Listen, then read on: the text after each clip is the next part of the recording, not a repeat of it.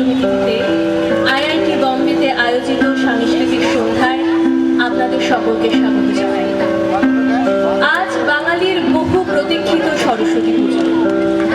কোনো পুজো যখন শুধু কিছু আচার বিচার মন্ত্রোচ্চারণের গণ্ডি ছাপিয়ে মানুষের আবেগের সাথে মিশে যায়, তখন আর তাকে ধর্মীয় সংকীর্ণতায় আবদ্ধ করা যায় না।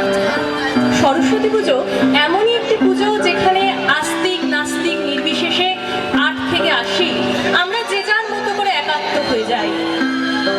আজ আমাদের সেই বহু প্রতীক্ষিত সরস্বতী পুজো, আর আমার খুব ভালো লাগছে আইআইটি বম্বেতে স্টুডেন্ট হিসেবে আসার পর যখন দেখেছি বাংলা থেকে ১২৫০ মাইল দূরে দাঁড়িয়েও আমরা সরস্বতী পুজোকে একইভাবে এখানে উপভোগ করি, একইভাবে সকলের সাথে আনন্দকে ভাগ করে নিই।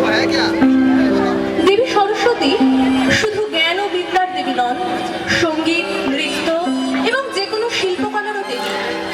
তাই এই দিনটিকে সংস্কৃতি মনস্ক বাঙালি যে একটি সাংস্কৃতিক অনুষ্ঠানের জন্য বেছে নেবে তা তো বলাই বাহুল্য।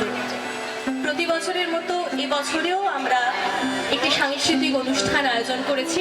আমাদের ক্ষুদ্র ক্ষুদ্র প্রয়াসগুলো দিয়ে একটা কোলাজ গাঁথার চেষ্টা করেছি। আর সব থেকে বড় কথা, এই অনুষ্ঠানের বেশিরভাগ শিল্পীরা কিন্তু তথাকথিত পেশাদার শিল্পী নন।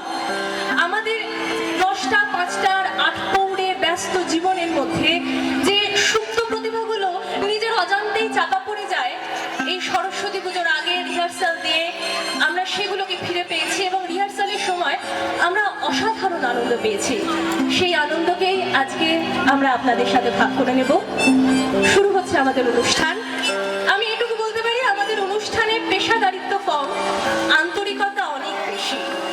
আমার ধারণা এবং আমার বিশ্বাস আজ অনুষ্ঠান আপনাদের খুব ভালো লাগবে। অনুষ্ঠান শুরু করব দেবী বন্দনা দিয়ে। শুরু হচ্ছে